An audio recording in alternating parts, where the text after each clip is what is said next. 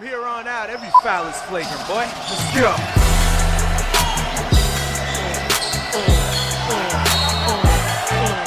What's up?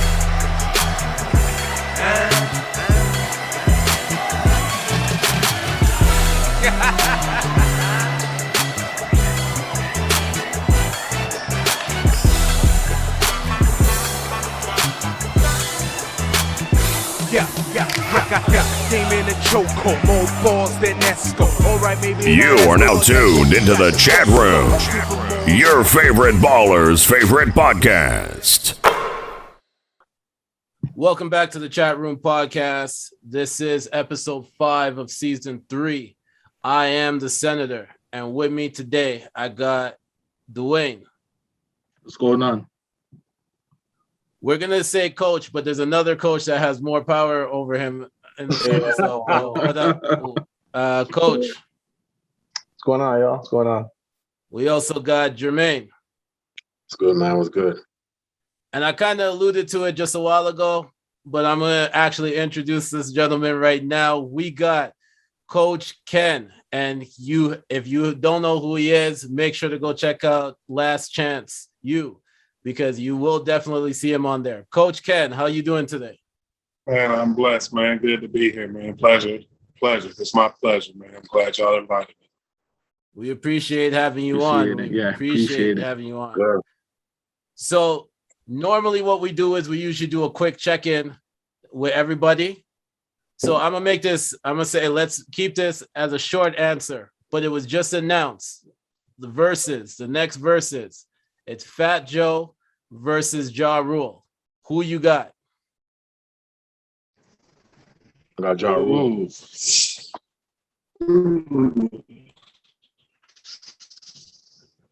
I think I want to take Fat Joe too, because he gonna be able to go to his features, and he got hits. Yeah, he got hits. I think I'd probably go with Ja Rule just because he has more in the features. I think his feature bag might be a little bit more deeper, but it's tough. Fat Joe got hits, man. It's tough. Be a good one. Dwayne, who you got? No, I got Ja Rule. Short and sweet. I'm gonna be honest. I got Fat Joe because I look at the stuff that Fat Joe has produced, his features, his actual hits themselves. That career is long too, because he can go the big pun. He could go like there's a What if Ja goes to the original Murder Inc.? See, the thing is, me as a hip hop fan, I'd appreciate it. But there's a lot of people that tune in that are just casual fans that have no idea about who the original Murder Inc. is. So if you pull out Murder Inc. stuff against a Big Pun Fat Joe track that's more known, the Big Pun Fat Joe track is gonna get the more love, just because people don't even know about it, right? It's too underground. Okay. Mm-hmm. But, No, that's true. But the day of when this drops, that will be the verses. So we definitely will go into more detail on the next episode. We just wanted to give our predictions because this episode drops the same day that this verses happened. So this is our prediction. We got a couple of Ja Rules. We also got a couple of Fat Joes. It's going to be interesting to see how the conversation goes after that. And we got the Ja Rule is the original Certified Lover Boy, right? So Certified Lover Boy, a couple of more, right? So it'd be dope. It's going to be mad interesting. So, Coach, you want to take it away? Yeah, man. All right. So, Coach Ken, man, we definitely appreciate you kind of jumping on here and kind of talking to us, kind of telling us your story and stuff. But like, I want to kind of start off like with your journey. Like, we know that kind of you went to powerhouse like Detroit, like in high school. Tell me, like, when did you start playing ball, man? And like, when did that kind of love and everything start for you? And I was basically born with a ball in my hand, whether it was a basketball, football, or baseball. I had a father who was a football player, granddad who was a baseball player, and then I grew up on a street that's known for producing NBA guys. So I had them all in my head at an early age. Got some good coaching and good teaching from some really good dudes that's really respected all across the world in the business. It started with Perry Watson and Herman Yancey and Anderson Hunt, which played at UNLV and always treated me like a little brother, first cousin. And so, with that, man, I was just exposed to a lot of good things. It was one of the things that kept me out the streets a lot, even though I still had 1 foot in the street, 1 foot in the court. Because when I went through high school, my father got on crack in the 9th grade, and I kind of lost myself and started doing some street things and stuff I wasn't proud of, but stuff I felt like I had to do to survive my situation. Like a lot of Detroit kids, and it's funny because I was hearing we got 4 Detroit players here this year that was born and raised in Detroit, and just hearing one of their uncle's story, he's the guardian of one of them, and all our stories are so similar because we had to overcome that crack era, and a lot of our parents just, they got hooked, bro. Fortunately, my dad got off, but he didn't get off until my end of my 12th grade year, so I had a rocky beginning to start the high school process. I came in and rated as, top 8th grader, and then going to a powerhouse like Southwestern, where Perry Watson was supposed to be there. I was actually his last recruit. And he let me know that he was moving on with Jalen to Michigan. But we still had a great group that I grew up with, that I knew, and that was, the local school anyway. So it kind of worked out for me. But, that was kind of my path into basketball. And then as you going along the way, you always meet like great basketball minds or pros or NBA guys who played in the NBA, and they see a talent, then they come back and help you some. Archie Clark was one of those guys for me, and he's a multiple NBA All-Star. He says he's the first one created the shake and bake crossover, but you see it in his play. Like if you go watch like the '68 All-Star game, like he may have been, but a lot of big time basketball players always claim a move first, and then kind of down. You got to really research it and follow the history. But he definitely was. If he wasn't the first, he was definitely one of the first. But there's always guys like that reach back, and then just having so many guys from the neighborhood that made it and able to come back every year and spend time with me and just walk me through things, teach me through things, showing me the developmental side of things. And that's why I fell in love with the game so early and so quick. It was our only outlet, our only release from the streets, to be honest. And we were overall good kids. We wanted to do the right things, and you'll find that in a lot of kids that grew up in my type of situation. We naturally want to do the right thing, but sometimes because we can't eat that night, maybe can't have a place to sleep because we done got kicked out places, like you turn to the street, because you see your people making money so easy, and boom, you all of a sudden you in it. You kind of become a product of your environment, and that's kind of what happened with me a little bit. But then as I began to get more successful, I started to leave some of that stuff alone and started to dedicate my time to the 3 sports, and just became a D1 athlete in all 3 of them, And so I was fortunate. I give that testimony to the coaches who coached me. I'm actually taking my middle son through that now. I called all my old coaches and let him talk to all the ones that's still alive. And they were just telling them the type of athlete I was, the type of person I was. The only year I really messed up was my 9th grade year. I had like 100 and something absences because I just simply wasn't going. But then when my 10th grade year came, I was ineligible, not knowing that I had to complete the 2.0 and, all this stuff to play in the 10th grade. So when I got to 10th grade, here I am, this big time athlete, supposed to be on varsity and everything. And then the dude who does the academic stuff came in, and as we getting the team together for varsity, he says, "Hey man, that dude ineligible. Like he had a point. I had a 0.8, I think it was." Wow. And he was like, "Man, he wasn't going to class at all," and I wasn't, because I was hanging with all the older guys, chasing women, chasing girls. I had all the 12th graded women and all that stuff, man. I just simply wasn't going to school. I had lunch 6 hours and basketball 7th hour. Them the only 2 classes I went to all night. So people like, where you was at some girl house, always. At my boy's house in the basement with a chick. It was just, that's what it was, man. And that's what, And so I had to figure it out, man, and get around the right people and stop hanging, even though that bad influence came from some of my teammates at the time. I had to figure it out and do better. And so from that point on, I was a 3.8 student and really locked in and started to figure it out. And God started to bless me some and put the right people in my life, man. And, I got my act together. That's dope. That's dope.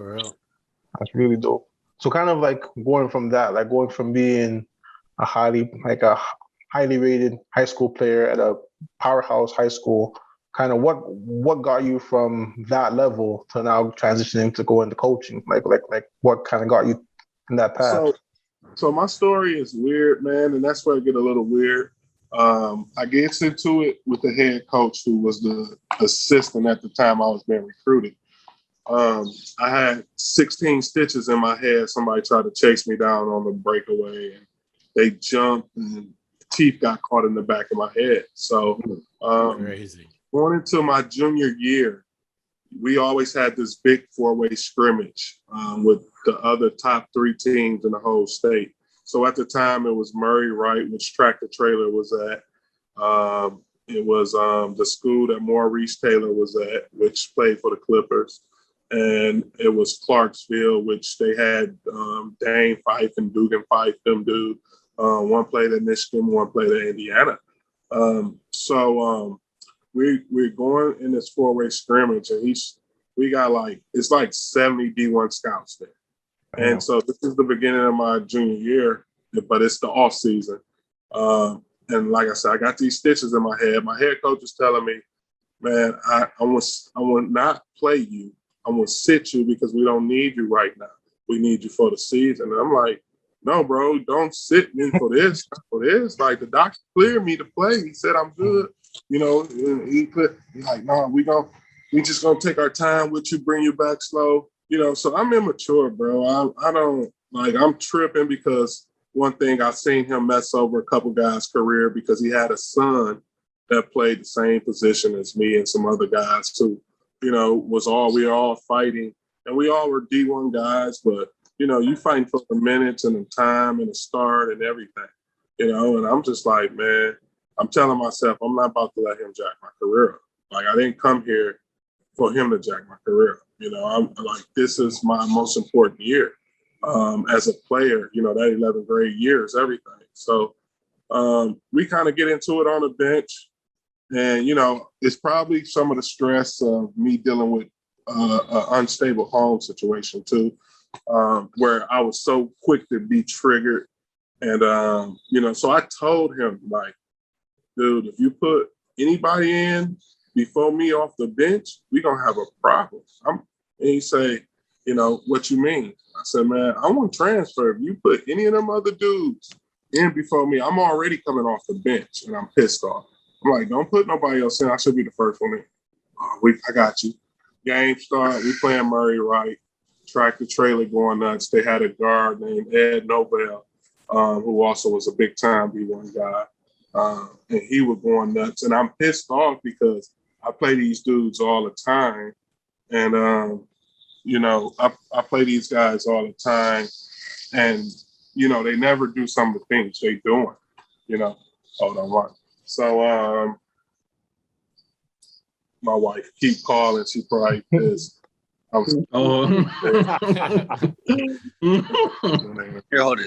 Yeah, so we going through that, and these guys are killing us. Like, man, I kill these dudes all the time. Like, I'm telling our head coach that, like, we letting these dudes, and we in our house too, so I'm really pissed. I'm like, bro, like, play me. Like, I'm good to go. And he subbed somebody else. I walked off the court. I walked off the bench to the locker room, went to go change my stuff. All assistants come out to come grab me, like, hey, don't do this, don't do. They call me Fat Man, which is my nickname. Fat Man, don't do this, man. Like, you're going to regret this. I'm like, no, I'm not going to regret it, because first off, I didn't come to this school to play for him. Second off, like, this is disrespectful to me. Like, I worked too hard. I outworked a lot of these dudes. I'm like, I'm out of here, man. I'm gone. So he, they like, they trying to stop me. And I just want to have him, man. I was in such a bad space at the time, because so much other stuff had went on in my life. And I just was like, I had enough. I was already catching 2-3 buses because I had moved in with my grandma. And I was just like, man, it's enough of this, And so I left. I transferred. When everybody found out that I was leaving, like, I got calls from all the top Detroit coaches trying to get me to come. But, I visited Persian, which was the other top powerhouse school in the state.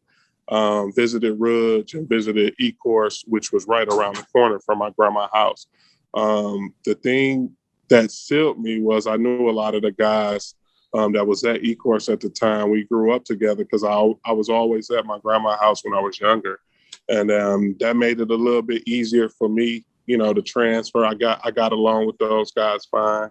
And that's how I got the E-Course. And then, I did great there. Put up a lot of numbers and points, and, we had some success, and, earned me some scholarships and all 3 still. Even was, had some opportunities in baseball to play professionally.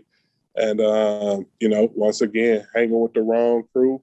I signed a 50/50 with the University of Indiana, and hanging with the wrong people, boom, get popped in trouble again. So catch a huge case. My dad had a friend in the Army that was a big time general, was able to get me out that trouble, but I had to go do 2 years in the Army. And so I do my 2 years in the Army, get all my records back. And then as I got out the Army, I was looking, I was trying to decide whether I wanted to go play minor league baseball or go back to school, college, and try the college route. So at the time, Jerome Henderson, which coached me my senior year, he's a big time NBA guy. He was an NBA agent at the time. And, he's played for the Bucks, the Pistons, the Lakers, big 6'11" guy, really, really well respected. So he called me like, man, what you want to do? You want to go get some money, or you want to go to school? You want to do the basketball thing or the baseball thing? I'm like, Romy, man, I still want to play, bro. I love the game. I still want to play basketball. He said, I'm going to give you a month to get yourself together. I'm going to fly you out here. We're going to go visit USC and some other places. And, because I had them in my top 5 when I came out. And he was real close to Bibby. I had developed a relationship with Bibby. So I fly out. I go check out USC and everything, and Coach Bibby and his practice and everything, and worked out for him. And he was like, well, Ken, you got a couple of options. You can come here redshirt, and get ready for next year. Or he said, I got some friends down the street that you can go play for. It's a junior college. He runs things the right way. He gets you right. And Jerome know him too, So I said, I go check it out. Go down there. It's called LA Trade Tech. It's literally a 5-minute walk from USC. So I go up there. I go work out with the team. And I'm loving everybody. It's a lot of really good players in the gym. And I'm just like, I can see myself doing that. So I told Coach Bibby, yeah, I can do this for sure. And so that's how I got out here to California initially as a player.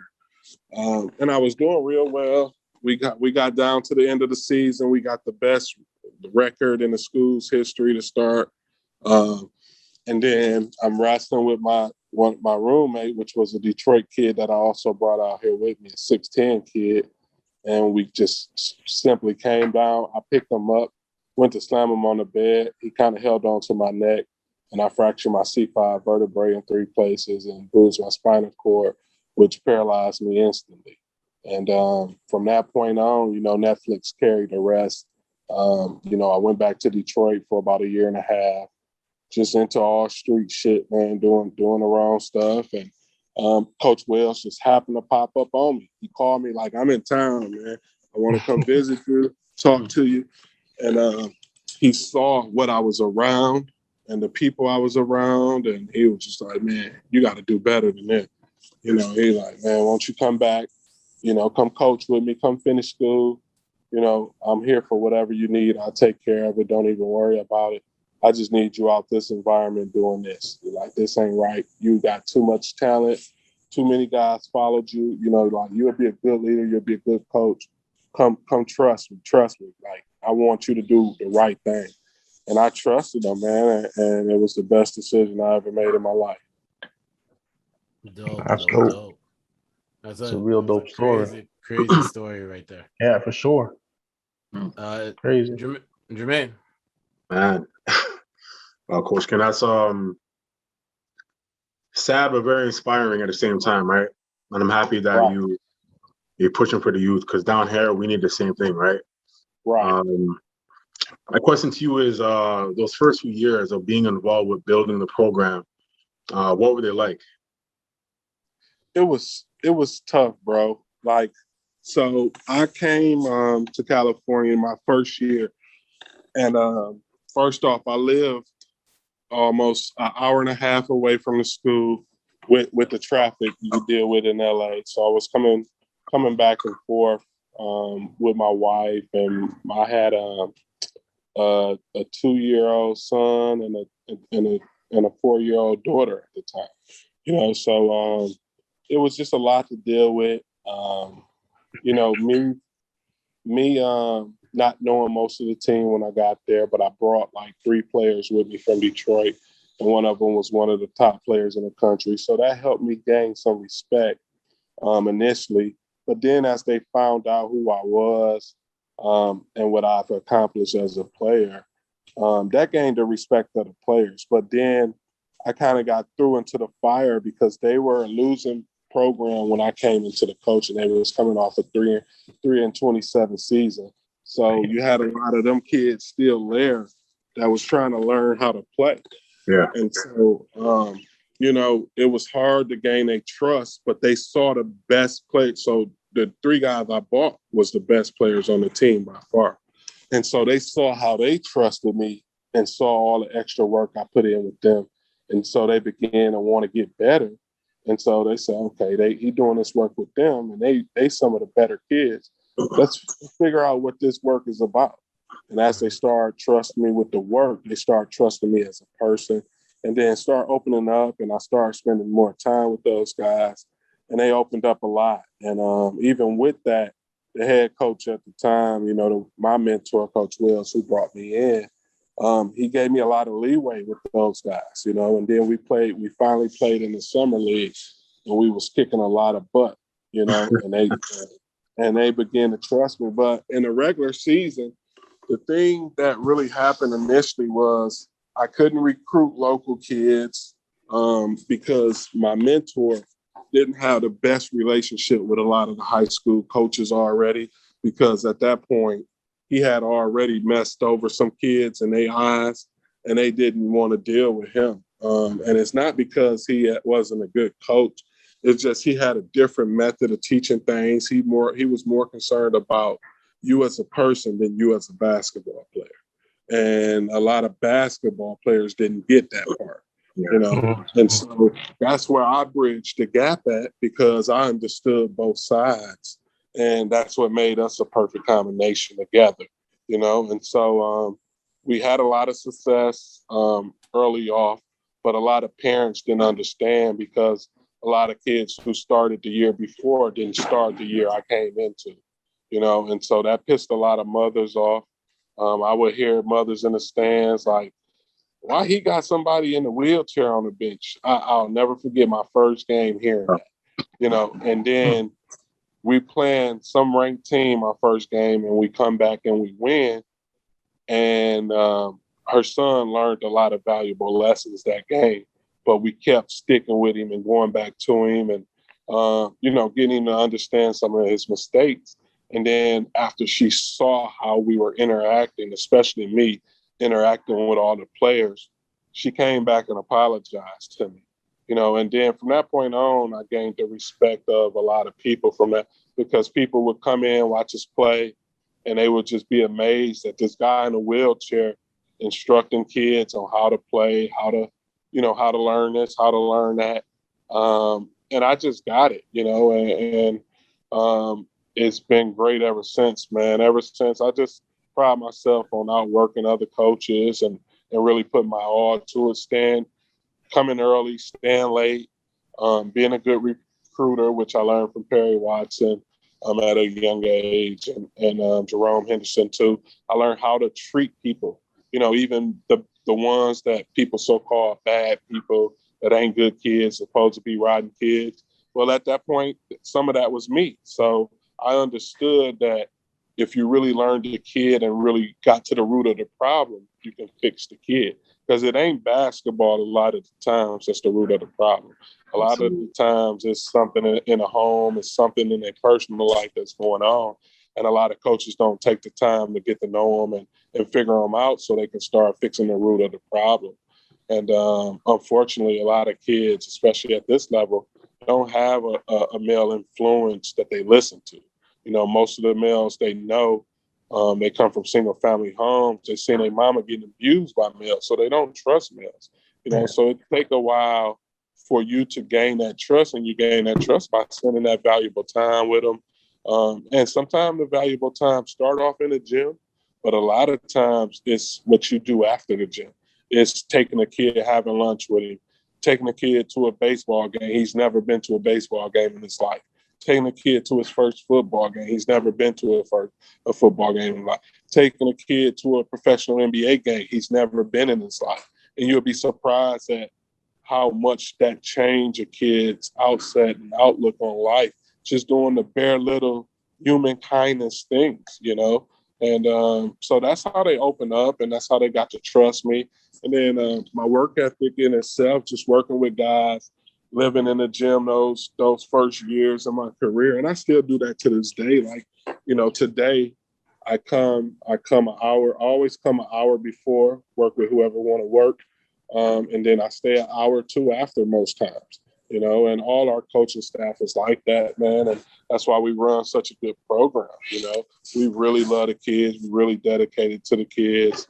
We had 2 fathers here today, a guardian and an auntie, and they were floored with the amount of detail that we put into this, the amount of time and how we break things down so the kids are able to learn and able to be in a positive environment at the same time while they learn it.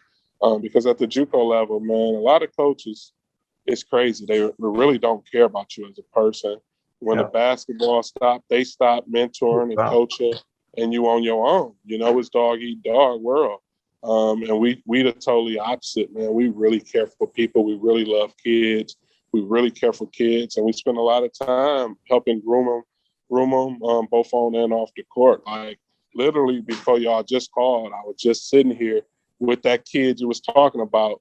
And man, when y'all hear this kid's story, what he just been through, and I'm like, bro, God put you here for a reason, and, it's funny how a lot of this stuff comes full circle. Like it's crazy. And I can't speak too much on it because a lot of it's going to be, on the next season. But man, when y'all hear this kid's story, man, y'all just going to be, first off, you're going to be so pissed off at the guys that handled them and was helping them. And then second, he's going to be one of them dudes. Like his story is crazy, amazing, bro. But, like I said, I'm a firm believer in God put you on a path for a reason. and he brings people in your life for reasons, man. And hopefully we able to save this kid, man, and turn get him right.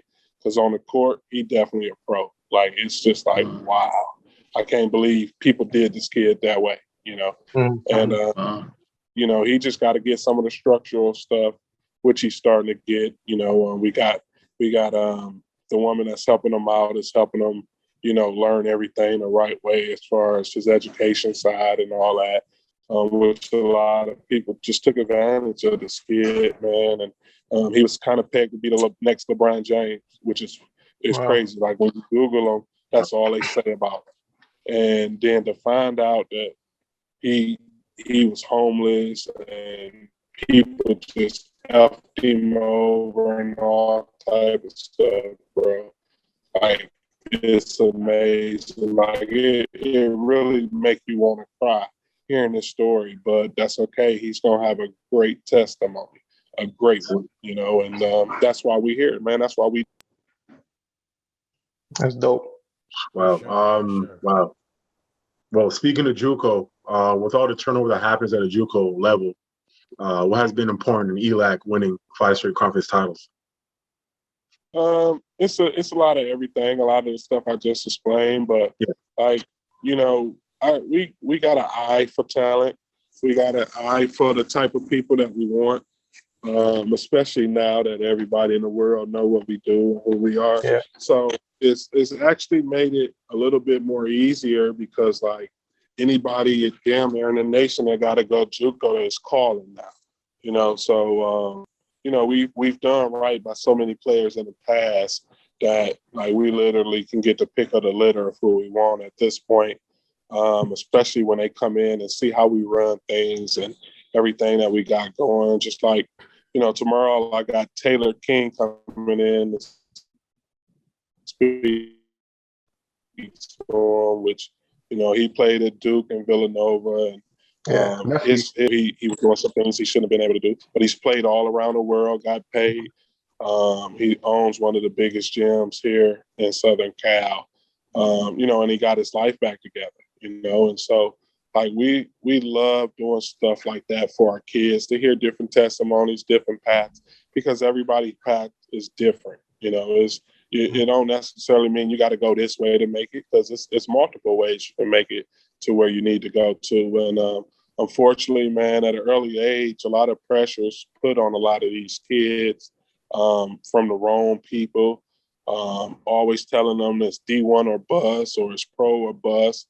And that's not the truth, And we here to give some of the truth on what really goes on. And we got a blueprint that works. And if you stick to it and you go about your business, you'll get everything you're looking for out of this. So with the recruitment, man, I've always been one of the best recruiters in the country. And I don't like to toot my own horn, but it just is what it is. I don't let people outwork me, man. I'm always on the prowl. I think one of the biggest things in this recruiting industry has always been accessible to people. I've always been respected and respectable to people. People knew me as a player, and now they know me as a coach, and they see how hard I grind. And, like, ain't none of it fake. Like, I'm in gyms all the time. I'm in workouts all the time. I'm in the top workouts from pro level to the bottom level. I go see grassroots basketball. I go watch all the top high schoolers. I go watch some of the guys that ain't top high schoolers, just so I can have that relationship with people. And, I love that. Like, I love being in gyms. I love, having an eye for talent. And everybody in the world trusts me, from pro coaches, NBA coaches, overseas coaches. I help at all levels. So, it's just something, a gift that God gave me. He put the right people in my life for me to soak up a lot of the knowledge that I was going to need later on. And I know both the bad way and the good way to do things, and I can tell you about the streets. I can tell you about that hardship, and I can tell you about the easier path that God may have for you through sports, and how you can make it through sports and academics. And so we preach a lot of that here, and that's why I'm able to get through to a Joe Hampton and make him see the bigger side of the picture when he couldn't see it for himself. That's why Mosley is able to get through to him, because he lived in both sides of that walk before he got saved and started living for Christ. But, you know, it's such a good blend of three good worlds from really three genuine good guys that really want to see people succeed. You know, we all shed our egos and to like, we all specialize in different things and we don't step on each other's toes. You know, if you better than me in this, I'll let you do it. And if you better than me in that, they let me do it. And I'm better, you know, and it all comes together at the end because Mosley is leading us, you know, but he's a selfless guy. Like he's not an ego coach, you know what I'm saying? He let us rock, you know, and we rock within the framework in which he set. And it all comes together. You know, it don't start off beautiful because you always, like you said, the turnover is big and you always got a new group, especially with this COVID. We got it. Like this the first time that we really didn't have no returners. Like we got one guy that played on the team last year and that's it, you know. We got two guys who redshirted and was around a little bit. But, you know, it's a whole fresh group, but it's a super talented group, you know, best group on paper that we ever had. But, you know, that paper stuff don't mean nothing. Don't mean nothing. Don't mean I tell you that, I don't mean nothing. Yeah, for sure. I know that for sure. So I kind of want to just quickly ask you about the whole Last Chance U and the recording of the show and stuff like that. So like, what has been the best aspect and what has been the most difficult aspect of recording the show? The best aspect is just watching how they put it all together, how they edited certain things, and then watching it live for the first time definitely was because, so the last episode, if y'all notice, I wasn't on the bus. I was already headed to the arena. Oh, wow. Yeah. And so so when we travel on the road, I don't travel on the bus, man. You know, I normally traveling with one of my kids or my wife, you know. And so we were headed up north. We on the road. We had took off already. And it's a rainy day. It's raining, as you saw. And I got the phone call from Mosley, like, hey, man, they shut us down. Like, literally, we on the freeway. Like, and I'm like, what? Like, yeah, Ken, they shut it down, crazy. Bro. We ain't playing. Right. So to see them get the news for the first time, that was my first time seeing it, you know? So that, just like everybody, and he told me, like, Mosley told me, man, you're going to cry when you see the last two episodes. I'm like, man, I don't cry, bro. You know me better than and literally, I'm watching it with my wife and kids. Everybody is crying but me, you know, like, but I'm floored though, you know, I'm floored, like, wow, this is what they went through. You know, I'm seeing the other side of it, you know, so, you know, that by far was the highest point for me. And then the bad that comes with it is just the fandom. You know, it's a little scary going places and, you know, people screaming your name and, you know, you kind of B-list celebrity. And, you know, even though the whole basketball arena always knew who I was, but to just get randoms that just, like, I go in a Nike store and all attention is on me. I went to Arizona in a Nike store. Everybody knew who I was just coming up to me. That's like, crazy. Man, you the guy from the show, right?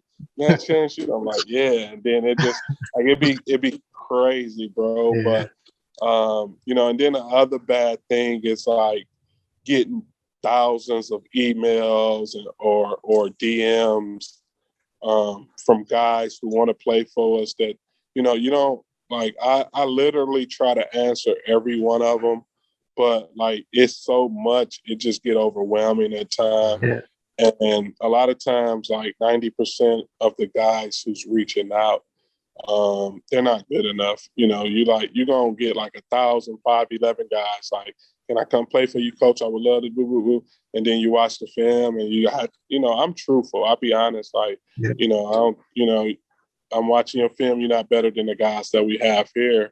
And then they don't understand in California that there's no scholarships here. So, if, you looking, especially international kids, they always reaching out and like, Coach, can you help me find a scholarship? Y'all got scholarships? And I'm like, no, bro. Like, that's one reason we don't recruit international kids, because it costs them $21,000 just to play here. And most of them don't come from the type of families that can afford that. So, we don't even waste kids' time. But I do try to direct them into people that I know that kind of can handle them or looking for kids like that. And if they're good enough, I'll refer them to other coaches across the country or sometime in the state and kind of take it from there, So that's kind of the curse that come with it. But other than that, man, everything else is kind of a blessing. You get all these new sponsorships and people looking to help. So we ran some type of fundraiser, and we raised, a lot of money where it goes towards the basketball program and helping these kids get some of the resources that they really need to be stable both on and off the court, because people didn't realize how limited the resources are at this level. And that's why a lot of people be like blown away that we still at this level coaching, because all of us could have been at a higher level, and been took jobs that, we could have just did so much more for ourselves. But because all of us are who we are and we really love kids and helping kids, man, I tell people all the time, man, I don't know if I'm ever going to leave this level. Like, sometimes I just feel like God placed you in situations and it's meant for you to be there. And that's kind of what coaching did for me, man. Like, it really replaced some of the competitive spirit I had as a player that I'm missing out on playing. And I replaced that with the coaching stuff. So, like, I love being here. I love getting up, helping kids figure themselves out, both as basketball players and young men in general, to learn how to become successful in life. Appreciate it. And it's a good thing that you're saying, like, that with the notoriety that comes with the show, that you're able to really give back to the program, right? So that's a really big thing. Right. That's definitely the biggest blessing of it all, for sure. Dewayne? Right. Yeah, so Coach Ken, so we've seen and we've heard, like, just the passion that you have as an assistant coach and all the accomplishments you've had up to this point. Right. But is being a head coach something that you can see for yourself on the horizon? What's crazy is, like, I've never really cared to be one. I've applied for one job since being an assistant. And then I was one of the final 3 candidates to take the job, but then the guy they thought they was going to fire took a pay cut to stay. And so ever since that happened, I've never applied for another head coaching job or assistant. I've never had to apply for another job. Even getting this job, it was like kind of handed to me. I really didn't have to apply. I had to do all the paperwork. But because I am who I am, it was like ready-made for me. But I could have took a ton of different jobs, man. I probably could be a head coach in a ton of different places. But, when you help build something special, it's really hard for you to leave, especially as good as it's been to my family. And we blessed in so many other different ways, man. I just feel like it's just my calling to do what I do. It's just like, yeah, maybe one day I probably will be. And who knows? I always it's always been God's timing with me. I've been offered all type of other jobs and I've turned them down. And, it's just because I didn't feel like the timing was right, the stability. It was always some type of issues going on where I didn't want to do it. Like my son starting high school or, my daughter starting high school, and then my wife didn't want to move. And it was always something different, So we love Southern Cal. It's a great setup as far as resources for my kids, especially because my middle son is an athlete. My youngest son is going to be an athlete.